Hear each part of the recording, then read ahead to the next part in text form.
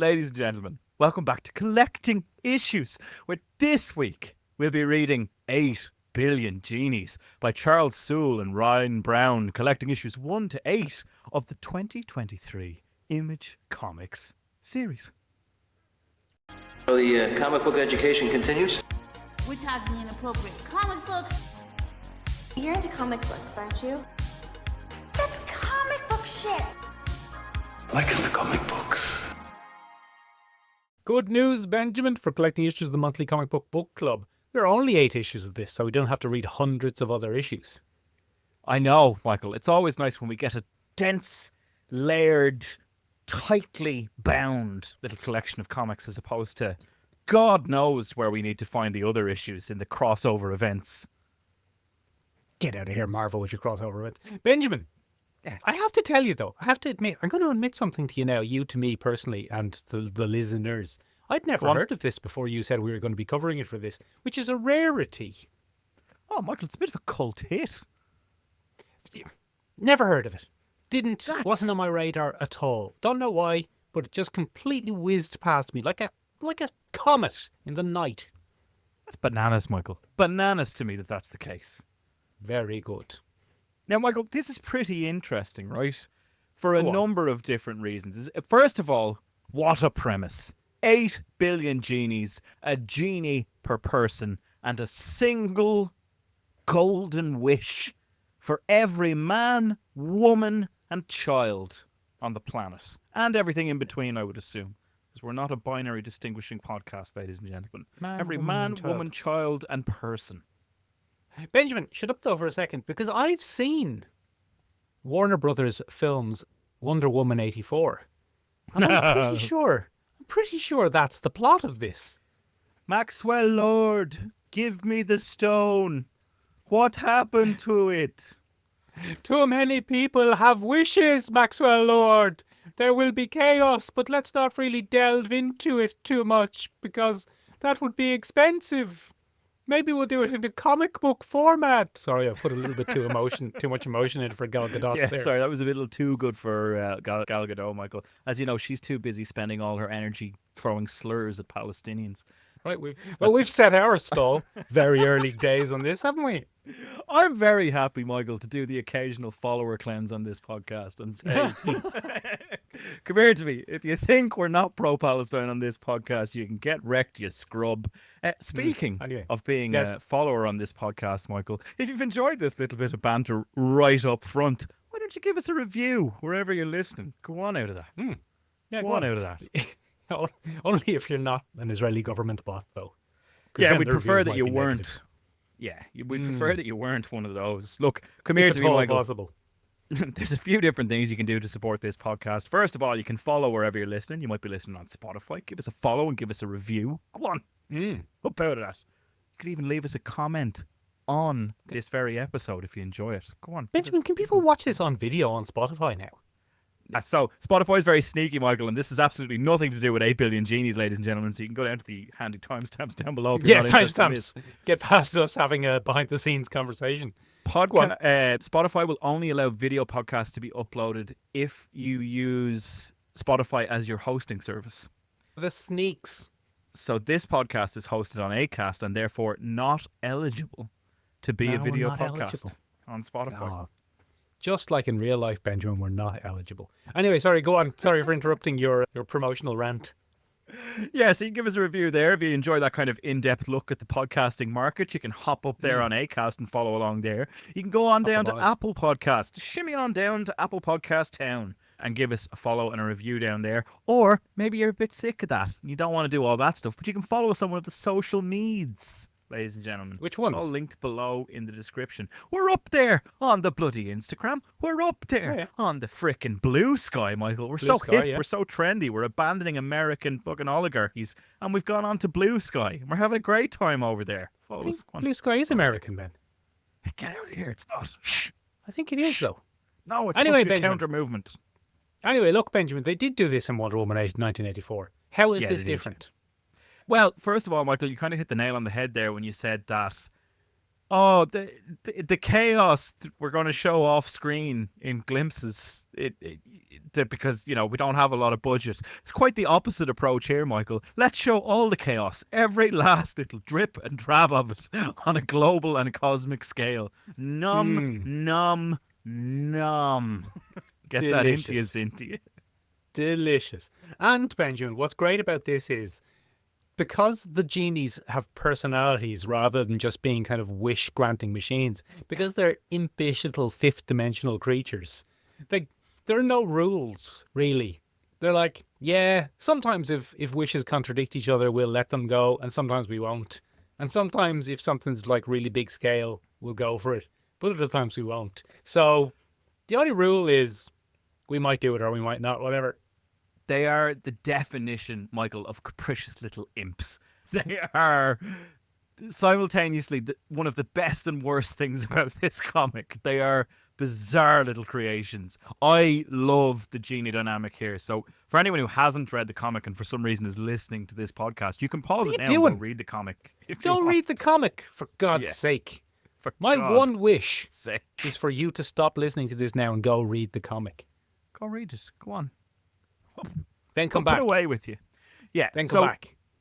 One of the things that's very enjoyable about this is them. They're kind of like your own personal little Alexa in wish form, is the way I kind of look at them, Michael. Everybody gets their own one wish, and that genie takes on some aspect of the visual characteristics of the person they're attached to, and the moment you make your wish, poof, they go out of existence. But that's what they want. That's what they want, Michael. It's kind of like a Meeseeks from Rick and Morty, but far less irritating. Far less irritating. And I think Slightly less irritating. I think they are one of the great victories of this comic because they are not irritating.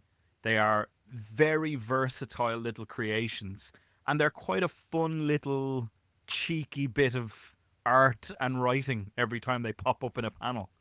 They're very visually distinct because the comic book art of this is very much kind of indie comics of the 2000s. Yeah. And they highly stand out. It doesn't look like they're fully digital creations on traditional hand-drawn comic books, but it's that vibe.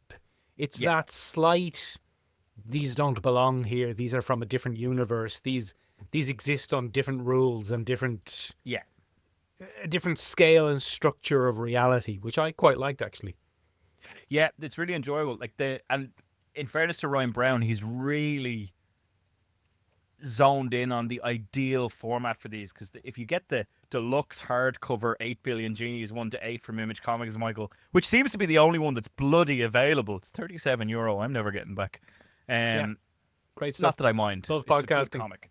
But he gives you a little breakdown on the different iterations that they had at various I don't like points. that second one, Ben. Look at that. Look at these guys. I don't like that muscular fella. I don't like him. They're like big blue genies with guns. But he settles on these tiny little kind of almost online avatars. They're almost like those irritating prompts you get from Instagram to create your own digital avatar. They do have a like digital that. impish quality to them, all right. That's for sure. And I liked it. I was into it. I think they're fabulous. I think they embody the trickery and deceitful but mischievous nature of wish granters within like folklore and mythology and stuff like that, but in a very modern sense, Michael. I thought it was Very a modern, chef's kiss. very digital, very internet age. Ben, Yeah. let's talk a little bit, though, about the gang who made this. Is that what's next? Yeah, Yeah, it is. absolutely. I'm on the ball today. I'm on the You are, fucking Michael. ball today, Ben. Yeah, Michael. You It's showed, almost. you showed me the notes. I showed you the notes, you see, Michael, and that really does help us to be on the ball, ladies and gentlemen. On the ball. Really Welcome does. to the On the Ball podcast. Oh man, if we were off the ball, Michael, can you imagine? What a career! Oh, what a time! God, what would we talk about? I don't know anything about football. I know it probably wouldn't be as successful as the current lads running the off the ball. Yeah, podcast. rubbish. We should just do an episode swap where we do football and they come and talk about comics. That'd be gas. Yeah, but Charles Soule and Ryan Browne, Michael, are two pretty solid comic book creators. I really enjoy their work. And this kind of high concept, out there chaos is something of a hallmark for them, Michael. They've worked on a few projects together. They've worked on Curse Words together, Michael, about a rogue wizard who kind of takes on the world, and he has a sidekick, Is he koala. Australian? He's an Australian wizard? I think he might be. I think he might he's be. in this. I think he's in the a panel variant. of this. Yeah, he's in one or two panels of this, Michael, with the superheroes. Yeah. And he's on a lot of the variant covers in it as well. So they've done that, and now they have a new series that's ongoing at the minute, again from Image Comics, called Lucky Devils. Go on. And all of them center around kind of an out there, different concept from what we're used to seeing maybe from contemporary comics. And all of them, Michael, I suppose the real hallmark of it is they're a bit of fucking fun. They don't take themselves too seriously. Yeah. They don't take themselves too seriously as comics. Or as concepts. You know what I mean? It's not highfalutin, Michael. It's not painfully monologued or anything like that. There's a bit of fun. There's a bit of joy. The stakes are simultaneously quite high, but not high at all. I think that's an amazing tightrope act that Charles Soule manages to pull off in a lot of his work. And, you know... Yeah. The ramifications of what happened in this are so absurd that it really only feels serious in the first 8 minutes. Yeah. When this wild thing happens in the world, you instantly are hit by, oh my God, this is huge. What's going to happen? Yeah. And it takes a couple of days in universe to realize kind of doesn't matter anymore. Yeah. Yeah. Absolutely. And I think there are a few things that allow Charles Soule to bring that together quite well. They met a couple of years ago. Well, I say a couple of years, Michael, 15 years ago in 2010 at a comic convention. And at the time, Browne was still creating his own series called God Hates Astronauts. I don't know if you've ever read that. Someone wears that on a t-shirt in this. It does, yeah. God Hates Astronauts is the most insane left field acid fuel take on the superhero genre you will ever read. And Charles Soule has spoken a little bit about how he read the first 2 issues of it at Ryan Browne's table and was completely hooked, and they struck up a conversation. And it turns out that Charles Soule is kind of obsessed with high concept premises, and Ryan Browne is really the only man that can bring that level of chaos and madness to a page, which is quite interesting. That's what they did in this. That's what they did in this, Michael. That's what this is, Ben. Exactly. And there's a few things I think that allow them to do this, because this could be given to anyone, Michael. And after, I don't know if you could get 8 consistent, solid issues out of the concept like this if you weren't Charles Soule. This is done very well. And it's down to the approach that Charles Soule takes to world building, because he is very good at creating a system of rules for his worlds. And those rules, as it were, act as a kind of grounding force in the overall pitch, which I really like. Said in this particular one, it was important that it was one rule only, or one wish only, but it was also important to establish that the genies don't necessarily grant equal weight to every wish. Yes. Great. And that's how they do that. The concept itself of everyone gets a wish, like that concept in Wonder Woman 84. Is it Wonder Woman 84 or 85? Doesn't matter. It's rubbish. Doesn't that matter. concept in Wonder Woman immediately makes you think, if 8 billion people had a wish, one of them would wish for the world to explode instantly. It gets someone. Like, if 8 billion people were instantly given a wish, the world would end pretty much instantaneously. Because there are so many ways that one person could just end it all if they were given an all-powerful wish. And the whole concept, if you don't go into it, doesn't make sense. Which is why this is great, that the genies have agency. Yeah. The genies aren't, they're not, and the book itself addresses this, they're not monkey paw wish granters, as in, they're not trying to words lawyer you into regretting your wish. They're trying to they genuinely try to grant you what you want, but your wish can't impinge on other people's wishes. Your wish can't end the world or have huge, wide-ranging ramifications. Now, I would argue that sometimes that's not true because, I mean, if you change the moon into a close-up big monster, the tides are fucked and then the world is gone pretty soon. Doubly fucked. Extra double fucked because the moon's got little arms. Yeah. And a big old tongue. But yeah, I think, the other thing that really grounds this as a concept, Michael, is the time jumps between issues. Yes. And I think on a comic with such a bordering cosmic scale, yes, I think almost essential to show the ramifications of this world. Because otherwise, as we said, Michael, you get bogged down in the drama of day one or week one. Or fucking exactly, Ben. Let me give you some counterpoints. Go on. To how this could have gone wrong in different hands. Yes. For example, Benjamin, one of my favourite comic creators of all time, and I won't have a bad word said about him, but if this was a Robert Kirkman comic, it would be 244 issues. Yeah. And the first 100 issues would be the first 100 years or something like that. Like, he would drag the arse out of this. The concept of doing the first 8 seconds, the first 8 minutes, the first 8 hours, the first 8 days, the first 8 months, whatever, increasing not exponential. That is exponential, Ben. Increasing in scale exponentially. It's a weird exponential, but it doesn't matter. It's so vital to this. Kirkman would do 244 issues, and after that 244 issues, we'd only just be starting to approach figuring out where the genies came from or what the whole point of all of this was. Benjamin, if this was an Alan Moore comic, Alan Moore would only care about that last section. He would only care about the cosmic ramifications of this. Alan Moore would only write this if someone else had spent decades creating that world and then he got to come along and destroy it. Yeah. Yeah. Or write you know what I mean? Damning parody of it. Yeah, absolutely. Yeah. It's like, absolutely. Oh, you won't let me destroy the real world? Well, here's a damning parody of it that I've written, Absolutely. me, Alan Moore, noted misanthrope.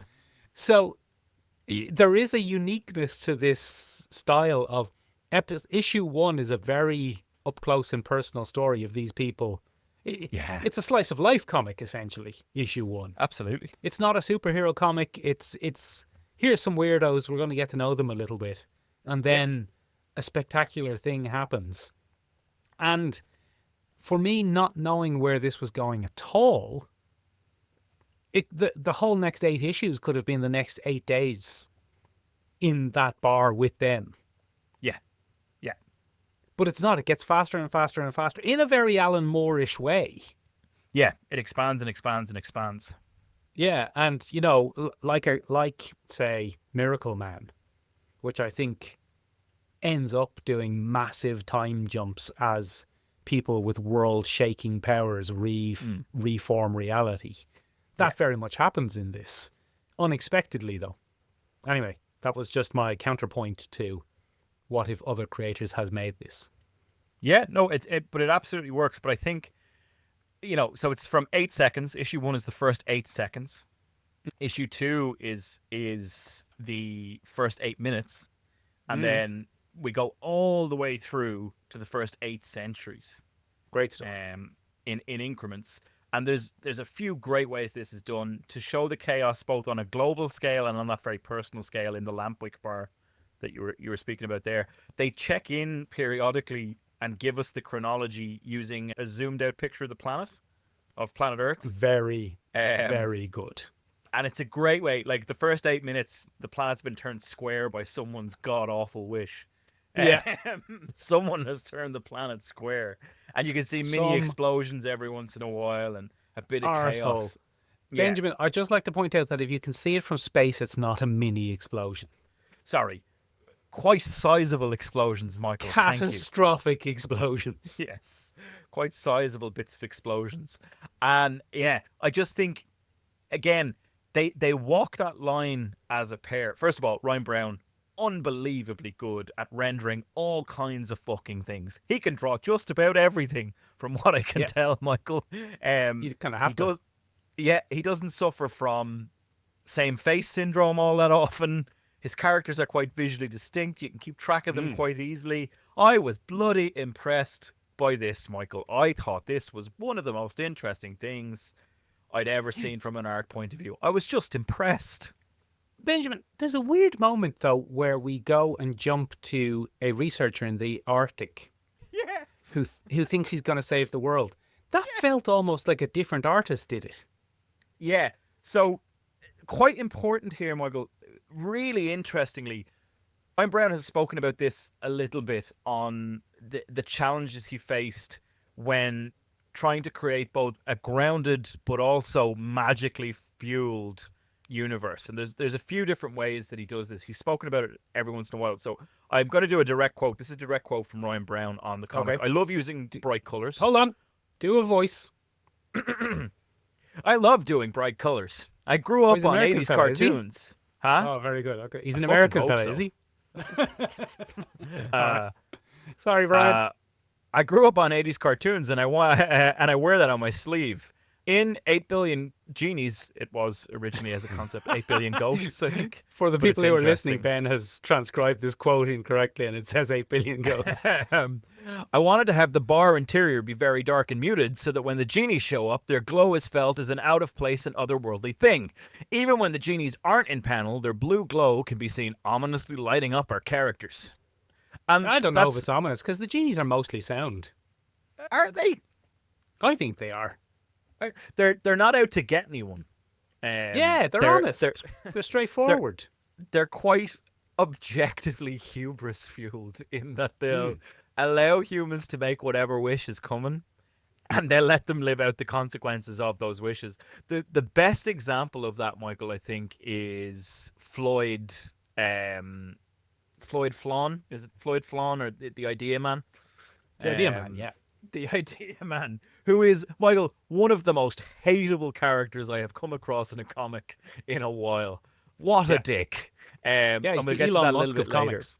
He's the Elon Musk. That's exactly what he is. That is so accurate, Michael. Yeah. But anyway, the other things that he does. So on the one level, you know, there's the color changes that we see. Sometimes the lamp wick bar is very dark. It's very grounded in that way, and the world outside of it is a technicolor nightmare. Michael, a lot of the time. And he spoke about this a little bit again, and I'll switch into my patented American accent now for this. Oh, yeah, Ryan very Browne, good. if Yeah. you're Canadian excited. and not American, I'm so sorry. I'm so sorry. I'm going to have to look this up now, Michael, as I go. You spin your wheels. I'll look up. You where he's find from. out if I'm right or wrong. I'm not re-recording them, but I will apologize in advance. But he said, well, the first thing I wanted to do was have the bar be grounded in more of a reality. I opted to use a quill pen instead of a brush for all the interiors and keep it loose and messy. I almost made the bar interior black and white, so when the genies show up, it feels like a Wizard of Oz Technicolor moment. But I changed my mind and just kept it with muted colors. Contrast was key in that style. And it's actually so spot on, but he's such a consistent artist, Michael, that unless you're really paying attention, you don't necessarily notice that. But the world inside the Lampwick is almost like a HBO show in its choice of colors. And then the world outside of that does become more cartoony. And as the action ramps up and as the outside world kicks off, the cartoonish nature of the universe, I suppose, keeps going with it. It's very interesting. I think it's masterfully done. And I'm just soaked in appreciation for it. That sounded sexual, ladies and gentlemen. I didn't mean it to. It was a bit much, to be honest. Wasn't intended that way. But anyway, yeah. So, I mean, look, there's a lot of great stuff going on here. And then, you know, none of this works without Charles Soule's skill in rendering believable I won't say realistic, but believable characters. Within Yeah, like that world. woman, Ben. She makes an absolute mess of doing a big wish. Oh, so many terrible mistakes. Which woman are you talking about, Michael? In this The particular woman, case? Fiona, whatever her name is, with the purple hair. The woman at the very beginning who just throws her wish away for love, Michael. For love, Benjamin, what an absolute nonsense. What a load of balls. Yeah. So one of my favorite things about issue 1 of this comic, Michael, is that we see so many human and non-human reactions to wish making. Some people blurt their wishes out almost instantly in like an emotionally driven panic in some cases. And that's Daisy in this particular case. Daisy immediately, Michael, the second a small omnipotent being pops up at her shoulder, she says, I wish Browne had loved me. Yeah. Doesn't even know, Benjamin. He's a gay fella. He's a bloody gay fella, Michael. He's a gay fella. And she does that right in front of Alex, who has just been trying to pitch his own wares, as it were. And my favourite bit of that, Michael, is it's such a micro moment of tragedy, because if she'd been 10 seconds earlier, she would have beat the Lampwick is a wish-proof bunker wish from our bartender pal. Yep. And I think it just makes... It's a beautiful showcase of how good Charles Soule is at writing. Because it's heartbreaking. It's awful that she would make such a selfish wish, but it's also very understandable. Because she's only a child, Michael. She's not even that old. Yeah, they're all kids, basically. Basically, yeah. But then Mr. Williams just goes ham and is like, I know what I'm doing. I'm going to lock this down.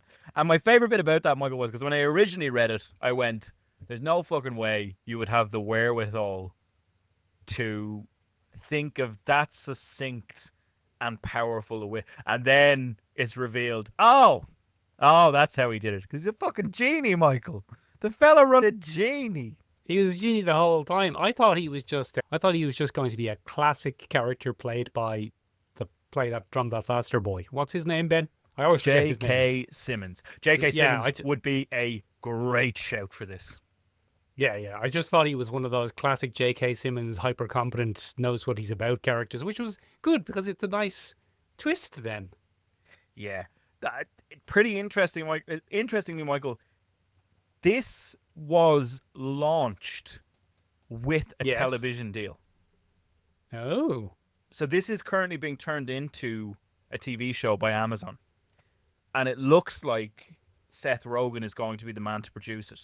Because as we all know, Michael, if Amazon wants to make a comic show a la Preacher, they go to Seth Rogen. That's who does it. It seems to be working for them, Ben. So I suppose we'll be all right. Away with them. Let them have it. I think Seth Rogen has tackled this kind of project before. This is the End, being a famous example of that. Kind of a chaotic, funny mess of a thing, you know? Yeah. And I think it'll probably do that again. But it's so interesting that you pick J.K. Simmons. Seth Rogen, if you're listening to this, get J.K. in on this. Up out of that. We might joyously, Michael, as we go through this, maybe cast as we go, you know? You might as well, sure. Look, it'd be wise not to. Might as well, sure. But come here to me. That's only the Lampwick, Michael. And the Lampwick becomes that wish-proof bunker that I suppose becomes a focus to some degree for at least the first 4 issues.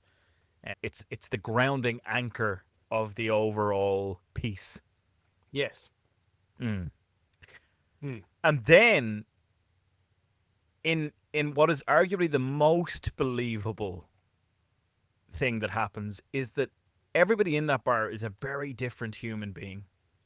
Yes. From the Chinese couple that is mid-pregnancy when they come in, trying to make a better life for themselves, to the all-American family, Robbie's mom and dad, you know, the dad who is an alcoholic at the beginning of the comic. Only for a few minutes, though. Only for a few minutes. Arguably the least believable part of this comic, Mike, yeah. is that his dad's an alcoholic for 5 minutes and it does not impact anybody negatively from the point of From the whole give me a rest cup of the of story. coffee. Yeah, give me a cup of coffee. And from then on, it's grand, sure. Which is pretty Everything's fine now. interesting. Don't worry about it. So then there's Alex, Daisy, and Browne, who are the band. Yeah. And there's Mr. Williams, and then there's the couple who speak Chinese and who are Chinese, and those are our people, right? And initially they stick together, but they're completely different people. And the most realistic thing is that all of them decide, fuck this.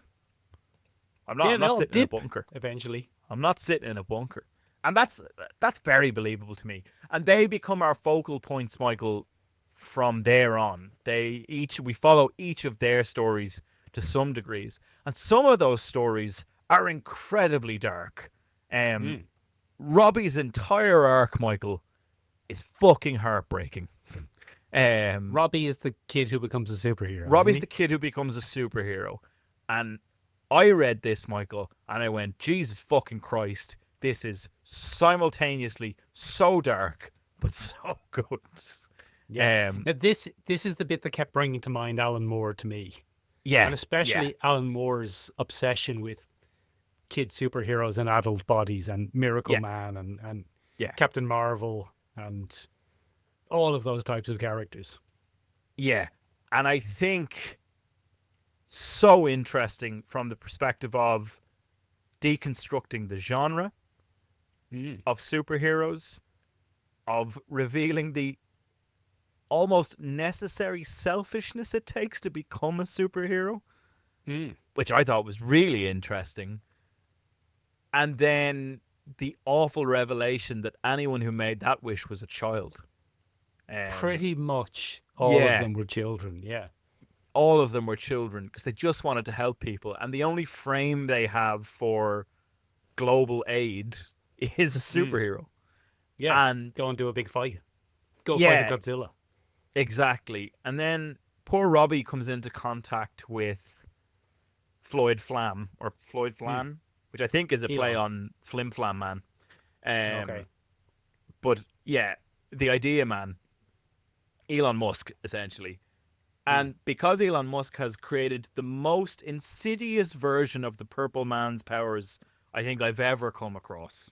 You don't have to do what he says, but you just believe him. You believe him. You believe in him. Yeah, and I think you know, we'll get a little bit more into this as we go along. But, you know, Robbie becomes very disillusioned and he seeks any kind of thing to believe in. Do you know what I mean? And he comes across the idea man's utopia. And it's an absolute tragedy because the idea man has made that awful wish that people just believe in him. For anyone who doesn't know what I was just referencing there, if you haven't seen Jessica Jones on Netflix, or you haven't read a Marvel comic with the Purple Man in it, the Purple Man is a character who is, as you may have guessed from the name, purple. Except sometimes he's not. Yeah, and his power is very, very dark. His power is whatever he says, you do. But I suppose the horror of it is that very often the people that are doing the things he wants them to do are aware that they are not in control of their own bodies. Yes, but that's not what happens here. Not what happens here. And in some ways, more insidious, Michael, is the fact that he says, believe in me, and anyone who meets him believes in his ideas and his thoughts. So Robbie, as a child, fully buys into this, not because he actually believes in this man, but because he has to. It's just the way the wish works. And one of my favorite aspects of that, Michael, is that his genie is judging the shit out of him for the entire comic. His genie is like, oh, I don't know how this one's going to end for you, Floyd. Yeah. You yeah. dick. His genie doesn't like him at all. It's like, you're such a dick. I loved that. I thought that was so well done. And I suppose that brings us to another very important aspect of Robbie's arc is his alcoholic father and his dead mother. Yeah. She comes back. Now, spoilers. Yeah.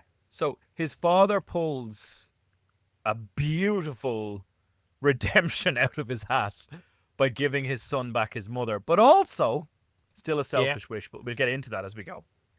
Oh, will we? Okay, good. It then introduces us to the concepts of remnants and the risk involved with the idea of remnants within this wish-fueled world. So we're originally introduced to that by Jim Morrison from The Doors, Ernest Hemingway from the 20th century as a modernist writer, and Dorothy Parker, who was another very famous writer from that era. And they are remnants, and what happens is, obviously, if the person who conjures them up dies, they are free from the constraints of the wish that brought them about, and they have a limited amount of time to wander about the world, and then eventually, boop, they pop. And it introduces a wonderful ticking time bomb to Robbie's returned mother, because we are aware of how bittersweet it is, because if anything happens to Robbie's dad, she goes too. Gonna lose them both. And what I loved on top of that is that remnants in some form are exempt from the rules of the wishes. Not entirely. Yes. Yeah. So she seems to be able to see through the idea man, for example. Exactly. The idea man doesn't work on her. And she can recognize other remnants. She knows that the flim flam man or the idea man's daughter and wife are remnants that he's brought back. Or just created whole cloth. I don't think they're necessarily brought back. Yeah, I think they might just be constructs. Yeah, from just a wish. whole cloth creations. Yeah, which is odd because remnants is a weird word to use for them then, because it feels like remnants just means dead people brought back, but it turns out to not mean that. Everything's a remnant, basically. Anything artificially brought into being, be it a person or a Godzilla or a kaiju or a bloody superhero, if it's not an originally real person, if someone doesn't wish for themselves to be something but instead wishes for someone, that is a remnant. Yeah. Exactly. So I guess a lot of the superheroes are remnants, but a lot of them are children. It's really, like, this is what I mean by, we spoke a little bit about how Charles Soule pays really close attention to his world building, and he introduces different mechanics that at first seem like throwaway concepts. So I'm going to bring my dead wife back. And then I remember reading the bit about Ernest Hemingway knocking at the door of the Lampwick, and I went, what the fuck? And then I was like, what's Ernest Hemingway in this? I was like, I need to understand the concept of remnants for me to understand the stakes of the story. And I think Charles Soule does that wonderfully well, consistently throughout the comic. So ultimately, there's a whole bunch of tragedy. Essentially, Robbie becomes a weapon of mass destruction for the idea man. And we understand that there are pockets of Earth's reality that are similar to the Lampwick in that they're wish exempt. And they develop havens. And then it becomes, the idea man's utopia, for example, becomes a parallel for world powers duking it out all over again. Yeah. It's such a shame we don't get to meet the Dougland people. So you don't get Doug. Yes. I really want to know what that meant. Doug, tell me more. You got Doug. Tell me more about Doug. Yeah. So, there do eventually become superpowers in the style of the old world, because humans can't help themselves, Michael. Can't fucking help themselves, just creating the same shit over and over again, which is one of the themes of this. It's one of the huge themes of this, Michael. It might be the main theme, Ben. Yeah, I think so. So I suppose that brings us deftly into the wish-making mechanic and the reason that this wish-making mechanic exists. And it's a very... I think this is one of the most comic booky things about it, Michael, is we are just meant to believe that human life on the planet is cyclical in some form, and that this rise and fall, the demographic cycle, as it were, is a cosmically monitored event, and that when the amount of humans and their yearning for whatever, their desire overwhelms the planet, the genies are almost activated as a failsafe and a cleanse of humanity. Yeah, And yeah. there's a very unusual Highlander trope brought in. And it's essentially there can be only one wish left. Yeah. The person who gets the So- last wish gets to decide what the next go around is. Yeah, so Christopher Lambert essentially will be the last man on a Scottish Highland going, I wish for longer hair. That's my Christopher Lambert And- laugh. Then what happens is, in another nice bit of world building and mechanics, the final genie, in other words, the last person to grant a wish, becomes an eternal witness for the next cycle. Very exciting. J.K. Simmons. Yeah, in this particular case, it's Drum That Faster Boy or Mr. Williams. In this particular case, I can't remember what his first name is. It's escaping me. Will, I It's think. irritating me. Is it Will? No, he's Mr. Isn't it Will Williams? Is it Will Williams? Probably I think is. it's Will Williams. Oh, I'll find it here somewhere. You look it up. But yes, anyway, Will Williams is then what is essentially the Eternal Man, and he's not a good man, which I really enjoy. He becomes a good man, Michael. Because Yeah. But don't we all, Ben? Well, not me, Michael. I'm pretty much a deviant. You're still on the process. I would argue, yeah. I'm currently in my bubonic plague stage. Yeah. Very good. That's about where I am, And so that's another great mechanic. He has to bear witness to the next iteration of this cycle, and the last wish gets to decide the makeup of the next version of life on Earth. Very exciting. So interesting, like such a grand concept, Michael. And I keep coming back to this because I do think it's something that it's done. So it's so big as an idea, but it's done so well. And I think it's so refreshing to see this as a comic. Like, it's not a superhero comic. It doesn't have a lot of the tropes we've come to expect. It has sci-fi elements. It has horror elements. It has, it's just a great use of comics. And I love it. I think it's really good. But I mean, Robbie and Mr. Williams aren't the only stories that we have to contend with here. There is also the fascinating arc of the Chinese couple. I find them one of the less fascinating arcs, actually. Sure. On you go. Well, first of all, I like the when the father decides to make his well-structured wish to be able to survive anything that's going to happen and protect his family. Good. Very comic booky. He becomes a bit of an Iron Man, and someone calls him Iron Man because this comic is littered with current era pop culture references. And then he goes and he deals with the man who's blackmailing him, and really? Was that? What did we learn from that? It was such a petty thing in the end. Yeah. Were we supposed to reflect on the dad of the Chinese family's short-sightedness there? That he had lost, he hadn't absorbed the enormity of what had happened, that his main concern was going and dealing with a little bit of blackmailing. And all he could think of was his family's future. Yeah, great. Fantastic.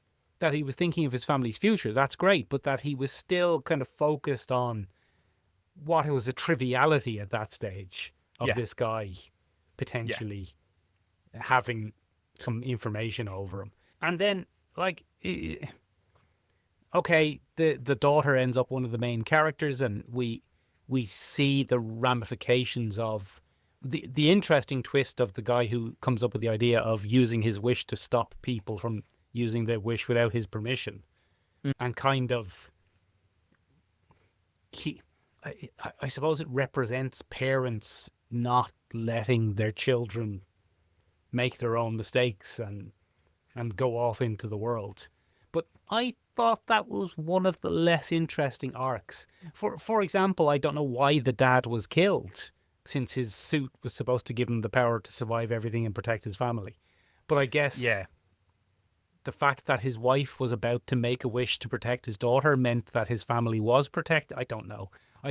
That whole thing didn't ring for me quite as true as some of the others. For example, I loved the development of what's her face. Now, I mean, Daisy. there's a Daisy. Daisy's development was great.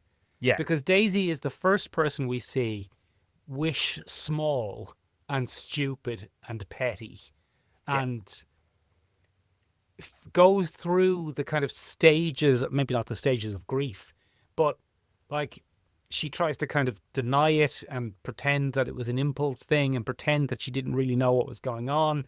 And then she starts getting bitter and angry that she's wasted her wish and everyone else still has theirs. And she's the only one who doesn't have it. And she's very whiny about it. And then she starts trying to like socially bully the people who still have their wishes into using them for something that would benefit her initially, but then a little bit more altruistically into helping the woman giving birth. And then like she has an arc of all of absolutely. like I know most of the characters have an arc in this, but her arc to me is the most satisfying. And I know it was satisfying because I went from hating her to not hating her. Yeah, absolutely. And they do that really well. Really well. Yeah. I went from being sympathetic towards the Chinese couple to hating them. Yes. Which is, again, a testament to Charles Soule. I just disliked them by the end because his ultimate, I suppose the ultimate selfishness of the couple is they want to control their daughter and make the decisions for her.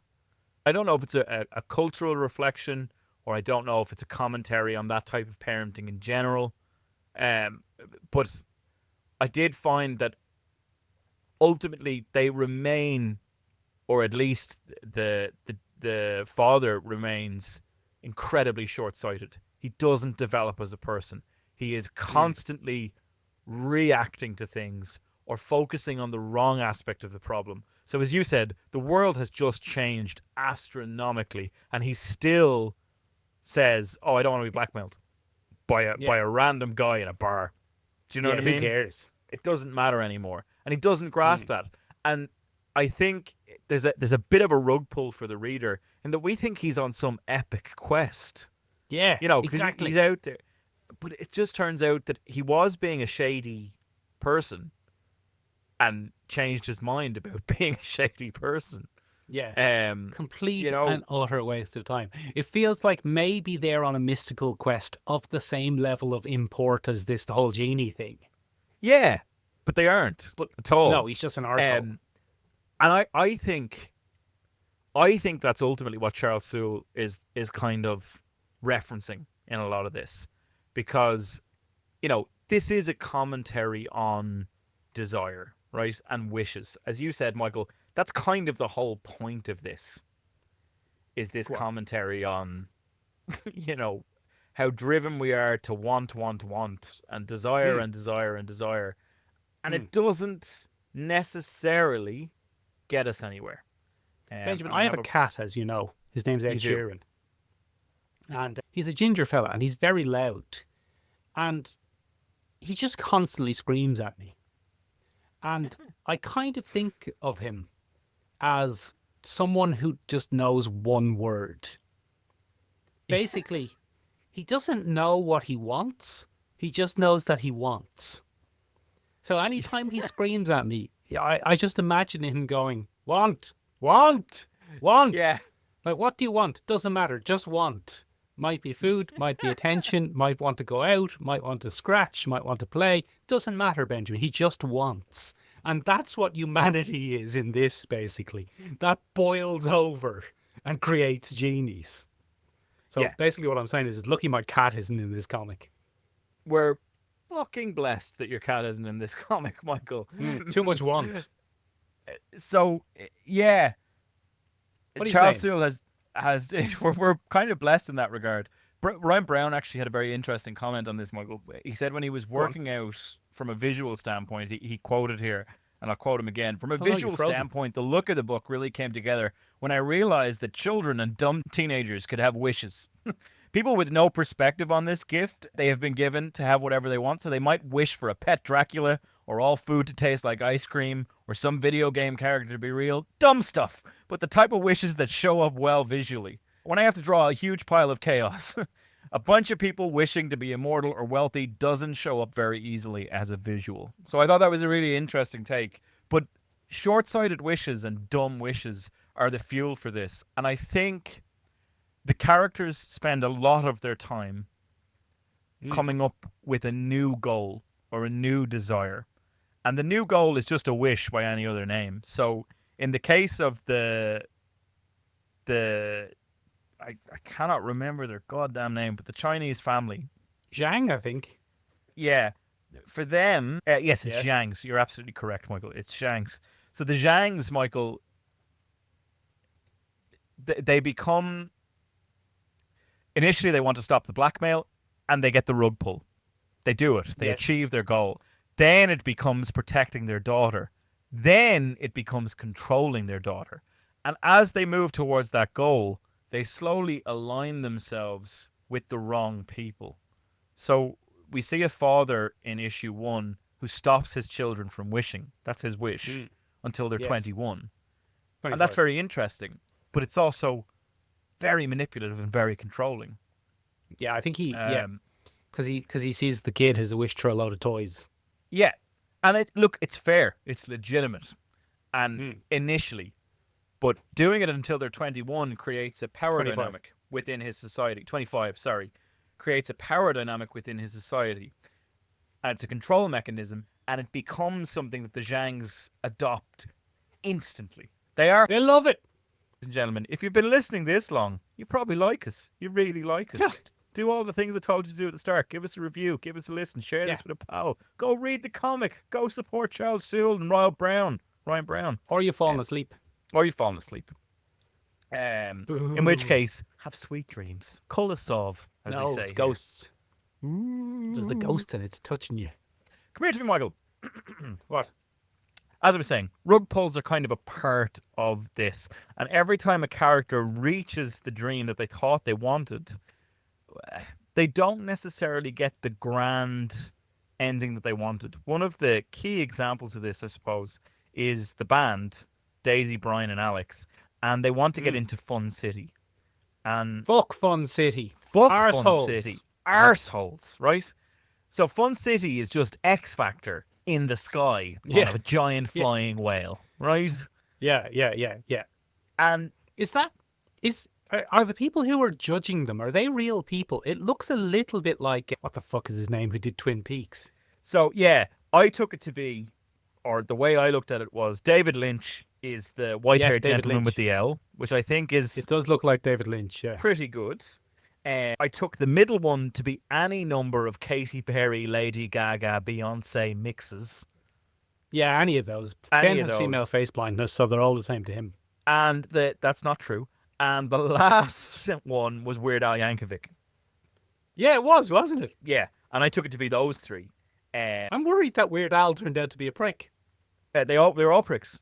They're all pricks, as near as I could tell. But the interesting thing is the band has been practicing for years because they went to that special village that was completely thought up by one woman. And that's interesting in itself, Michael. But they've practiced for years and years and years, and they are the three pricks, Lynch, Gaga, and Yankovic, just go, no, you're not good enough to get in here. But it's funny because then they go. But that's life. Yeah, exactly. That's life. It doesn't matter how much you practice. To a degree, is unfulfilled because art is subjective, Michael. It's completely subjective. Yeah, and some people are rubbish at singing, and some people are just shit. Doesn't matter how long you practice. Some people are just shit. And David Lynch takes a sip of his coffee after they give the performance of a lifetime. And he says, you've clearly worked very hard. You're very good. The 80s pop influences in particular were very interesting. But Fun City's not about very good. We don't think you'd fit in here. Thank you and best of luck. The roadies will help you get back down to earth. So Yankovic says that. And then Daisy sorts it by going, oh, they've still got wishes. And they go, oh, come in. Oh, jeez, get yourself in here. We're mad for wishes. We're mad for wishes, lads. Mad for wishes. And that's interesting. So they all have their big growth. And then they go into Fun City, which is just full of pricks. Like there's a fella juggling on a fucking dragon. That's Although at least good. Brian gets a big kiss. Yeah, Brian gets a big smooch. And I think they end up becoming a throuple, Michael. No, they don't. Um, Brian's a gay fella. Yeah, but, that makes sense as a throuple, Michael. He's there banging Alex. No, Brian has a partner. Oh, does He he? finds love. Oh, he finds love? Oh, that's nice. Yeah, Brian finds love. And Alex and... Fucking hell, I can't remember her name. Daisy end up together. Daisy, yeah. They end up After all. together. Oh, you're right, Mike. Of course you're right. Yeah, of course I am. But I I read suppose, the like, son of a bitch. even then, the wish dynamics are fascinating, Michael. They just keep getting better for me. So, do they ever... Here's something I didn't really pick up on. Do they ever cover how the wishes are weaponized? And how exactly people end up hoarding wishes? So, Do to we my ever knowledge, see that mechanism? what happens is Yes. wishes are voluntarily handed over. I don't think you can do that. Well, that's quite untrue. It's a matter of consent because we see that with Daisy, Alex, and Brian. They combine. No, we don't. We do. They combine their final don't. 2 wishes into a single wish. But that takes a wish. Does it? Yes. Brian or Alex use their wish Yeah. to bequeath the remaining wish to the other 3. Yeah. So that would mean it would take a wish to bequeath a wish to someone else. So the method by which these... No, I'm not saying it doesn't work, but I'm just wondering, is it covered? But the method by which these superpowers, these wish superpowers that develop, do we ever get a grasp on how exactly people trade wishes? I don't know if we do. I don't know if we do. I'm looking here because the one place where that would be kind of covered is in the scene with the Idea lawyers, Man and it's not covered there. welcoming. He's welcoming Robbie to. Yeah, so we learn that people definitely exchange wishes for favors, Yeah. but it's never explained quite how they do that. Like, would I say use a wish and say I want the wishes of these 50 people to be transferred to Ben, and that would use up my wish? Yeah. I don't know if they ever covered. I don't think it is, but it's just. Yeah, I don't know whether the Flim Flam Man or Floyd Flawn or the Idea Man. I don't know because they believe in him. Does he get transfership of the wish? I don't know how it works. It's not actually explained, but it's done twice. The lawyers are able to amass a bunch of wishes as payment. It becomes like a currency almost. Yeah. And there's the lawyers union that helps him draft airtight wishes. I suppose to stop For payment Yeah. in wishes. It's to stop a wishmaster situation from taking place. And, you know, it's funny because they do get mutually assured wish destruction in that case. Yes. And it becomes a matter of, in a world where throwing stones is your only option, it's about who has the bigger pile of stones. And that's interestingly played out towards the end of the arc, I suppose, when Floyd Flim Flam Flawn is basically has to go to war, and it boils down to he has a whole Who has the net. most wishes? Yeah, he has a whole net of countermeasure wishes set up, and all that happens is they cancel each other out constantly, so the world doesn't shift at all until one of the genies just pops up at his shoulders and says, "Well done, Floyd, you've won." Yeah. You won. You have more wishes. And it's kind of fascinating. Like it's a really interesting thing to do. And my favorite thing about that, Michael, is that at the end of that conflict, we get one of my favorite bits, or at least what I find to be one of the most satisfying parts of this comic, where Robbie finally turns around and goes, "I fucking hate you, Floyd. I think That's enough you're of a you piece now." shit." And my favorite bit about this, and one of the shining examples of how impish and well written the genies themselves are is when he's flung into the stratosphere by Robbie. He's trying to get his wish out, and the little guy is going, "Dang, so close." And then he says, "But all things considered, you've had more than your share." And then he gets eaten by the fucking moon, and the little genie fist bumps the moon. I Classic stuff. think that is if I was going to introduce someone to this fucking comic, I'd get them to read those couple of pages. I'd be like, there you go. Very good. See if that's your Benjamin, slice. Yeah. let's talk about The Last Wish. Go on. So it's the whole thing. I mean, it's a bit of a twist in itself, I suppose, that the whole thing turns out to be Daisy's redemption arc. Yeah. It's her story. And that left me fairly red-faced, Benjamin, not just because of the sunburn, but also because I spent the first couple of episodes of issues really disliking her and going, this fucking gobshite. This. So high and mighty. So high and mighty, trying to turn someone's willpower and make them love her against their wishes. And he was a gay fella anyway. He didn't even want to love her, but he would have had to. loved her. Well, he would have had to, Ben, because of the wish. Yeah, I suppose, yeah. Yeah. So then she's the last one standing, obviously, then, because of a weird interaction of wish lawyering. Yes. And she decides to wish for love. What an interesting take. Mm. And I think, Benjamin, again, yeah. She essentially wishes for the golden rule of Christianity. Love one another. Well, love your Love thy neighbor neighbour, the way. yeah. Yeah, basically. It's very interesting. It gets slightly pseudo-religious at the end there. I suppose, yeah. To a degree, I'd agree with you, but I think it avoids that just by... I think it's tied nicely because that's Daisy's lesson, right? As you said, this is Daisy's arc kind of towards the end. She is the final wish maker. And what that means for her is she's lived for 800 years at that point. Roughly, You know, she's really taken it all in, so to speak. And what she takes from it is she learns that you can't make people love each other. And the only way you can reach love, be it platonic, romantic, or otherwise, is to take people as they are and have that as your initial goal. And there's a series of... essentially, the rule is there's no shortcuts to being loved. And there are no shortcuts to loving, as it were. It's difficult, it's challenging, it's painful, but it is ultimately worth it, I think. And as you said, very profound, Ben. I wish for you. Yeah, thank you, Michael. Thank you. It took me 8 hours to write that this morning.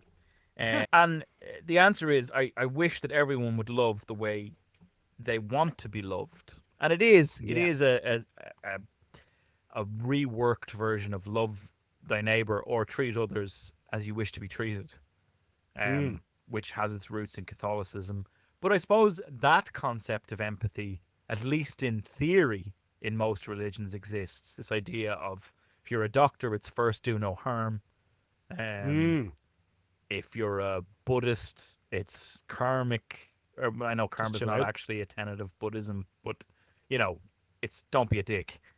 And in some senses, I suppose it's a cop-out. It's not a very dark world that comes next. But in other senses, it's a perfect ending to this. Because what Daisy realizes is she cannot make a decision for the next iteration of humanity. She can only give them the chance to do so. Does that make sense? But, Benjamin, here's the thing. Doesn't her wish work? Because isn't the final panel a pristine Earth with 8 billion people and only one genie? Yes. So No, 0 genies. Everybody gets turned human. genies. Because the last little genie gets turned human to witness. Right. So she's done it. I think that's what we're meant to believe. Yes, she's done it. She's only gone and done it. Well done, Daisy. All it took was to try and use a wish to turn a gay man straight. And now look where we are 800 years later. It's grand. Everyone's grand. And yeah, look, I think I like this a lot. I liked every single little bit of this, Michael. I think it's interesting. I think it's different. I think it plays with concepts we're familiar with in pop culture, but does them in a nice new way. And I really liked it. I thought it was very good. But one of the things that I think is done very well is that it explores that wish-making mechanic. And we talked a little bit about how this is a cyclical process, you know. And when the world ends, it resets to 8 billion, which is different to how it's reset before. You're absolutely spot on, Michael. In previous iterations, the global population is reduced as they go through a new demographic cycle, a new, medieval age, a new dark age, a new renaissance, But what we're very much led to believe is that people are just given a second chance. In this one, almost that's what I'm taking it as, but I don't know what you're taking it as. Oh, it's the same 8 billion, you reckon? I don't know. No, we don't know. We don't know. I think really all we're supposed to take from it is that was the secret. That was Daisy's wish is not just the last wish of this cycle, but the last wish. Full stop. Yeah. Maybe she has created a world in which humans are post-want.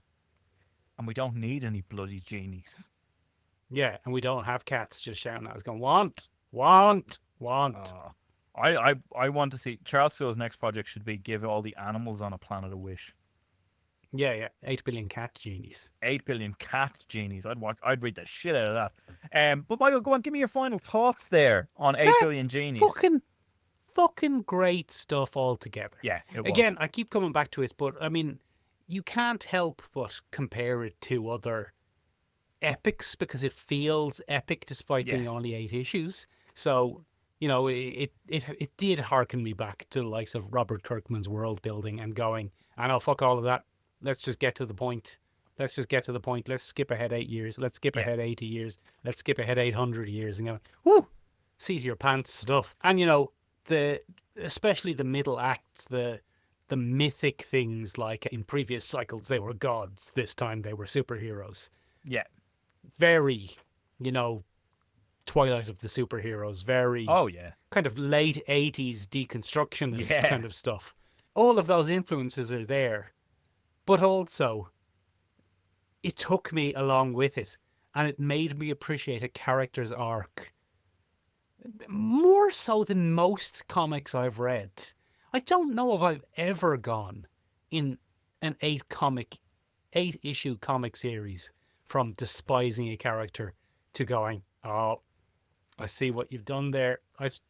She's learned and fucking great stuff. She was the main character the whole time. That's fabulous. I thought it was great. I got that sense with Charles Soule as well. I just sat back at the end of this and went, Charles Soule, well fucking done, sir. You son of a bitch, Charles Soule, you got me. You sneaky Benjamin, boots. All I could think about the whole time was the nice house on the lake, which is about the same length, but feels padded, feels drawn out, and feels smugly self-pretentious sometimes. And this is so much more crack than it. No, I'm not saying it's categorically better, but it's just so much more crack. This is great crack, Michael. Now, ladies and gentlemen, we're not talking about it as a drug, although some might see it that way.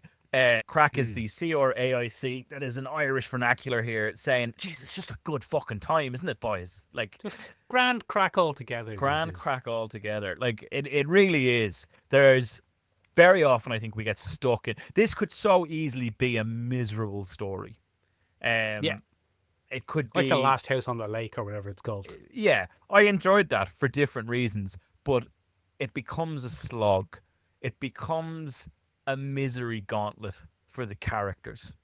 And that's played with a little bit. We're teased with, oh, maybe I'm going to do that by Charles Soule in issue 2, where Mr. Zhang goes out into the post-apocalyptic wish world and he encounters a weird neckbeard vampire.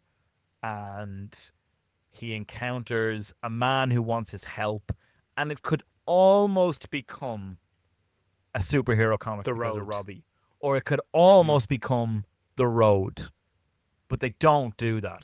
They never turn this into a misery gauntlet. This could be a cynical take on, oh, be careful what you wish for, monkey paw, monkey paw, monkey paw, and it never does. Yeah. And I think that's fantastic. This could become an absolutely drawn out its arse nonsense series of events, not unlike the comic book series Saga. But they go, no, let's just move it along. They really lost the grip of themselves there in Saga. Let's skip the fucking wrestling soap opera planet and let's do that in 3 or 4 panels. Yeah. Yeah. But Fabulous stuff. Yeah, Great just crack. a really fabulous thing. Like, I'll be going to pick up Lucky Devils as a result of this because I want to read more Charles Soule, Ryan Browne combos. Ryan Browne as well. I'll tell you what I'll do for you. Go on. I'll have a look at God Hates Astronauts. Yeah, let's do that. Let's I'll have a take look at that for you. those. Yeah, let's take a look at All those. right, I will. Ladies and gentlemen, we're very important on this podcast because it's our podcast, but you're even more important because we want to hear your ideas. So, ladies and gentlemen, if you enjoyed this comic, if you enjoyed this episode, there are a few different things you could do. Give us your thoughts, if you agreed or disagreed with us, on our exclusive Collecting Issues comic book club Discord. It's linked below in the description. Hop up on it. Give us your thoughts. Give us what you're reading on a Wednesday. Give us your Wednesday pull list. Give us your bloody not that pull list. Not that pull list. I don't want to know if you went to Dicey's bar on Tuesday. I don't want to know. I that. had the Mickey pulled off me in the smoking area. Stop that, Michael. Vile stuff. What I do want to hear is what you're reading. What are you reading at the minute? What are you enjoying? Tell us up on the Discord. Hop up on it. Give us a follow. I'll tell you what I'm reading, Ben. Go on, what are you Savage reading? Sword of Conan Any use? by Titan Comics. They're the old Conan comics Nice. republished in like UK size comic format. Great stuff. Class. I'll do a post about it on Discord. Yeah, tell me all about it, Michael. I've been reading the Resurrection Man reboot from Round. I thought you were going to say the Resident Evil comics. I'm like, ooh. No, I wouldn't touch Ugh. those, Michael, with a barge pole. But come here to me. What we will be doing over the next couple of weeks, if you haven't had a full fix, ladies and gentlemen, we're going to be doing a mini Collecting Issues episode on Donny Cates' Thor Volume 2 Prey run, collecting issues 7 to 14 of his 2020 run with Marvel Comics. It's the one where Donald Blake comes back in the Thor comics and wreaks absolute bloody havoc. I'm on the sure world. he's very sound. But if you'd like to hear other episodes, ladies and gentlemen, we'd love to hear your suggestions. There's a poll down below in that description. What should we be reading for May? Pay attention over the next week, which will be the first week of May, from the 1st to pretty much the 6th, I think. We'll be opening the polls to hear what we should be reading for our May pick of the month. We want to know some of the Very thoughts that are exciting. floating around our head because we went to see Sinners last night, ladies and gentlemen. Is Bitter Root. You might want to read Chuck Browne, David Walker, and Sanford Green's Bitter Root. What do you think? Should we read that? Go vote in the poll. We might read the absolutely bizarre fable-like thing called A Guest in the House, where a woman goes with her partner to a lake house, but he's not great, and perhaps he's murdered people before and they're haunting the house. Ooh. Oh, like Harrison Ford. Like Harrison Ford. What lies beneath? Dead people. That's what lies beneath. But ladies and gentlemen, thank you for taking the time. Yes. Ladies and gentlemen and friends beyond the binary. Yes. Keep doing it, Michael. Keep doing it. I'm trapped in a binary Well, look, cage. Benjamin, you've been at all those rallies recently, so I'm not surprised. Yeah.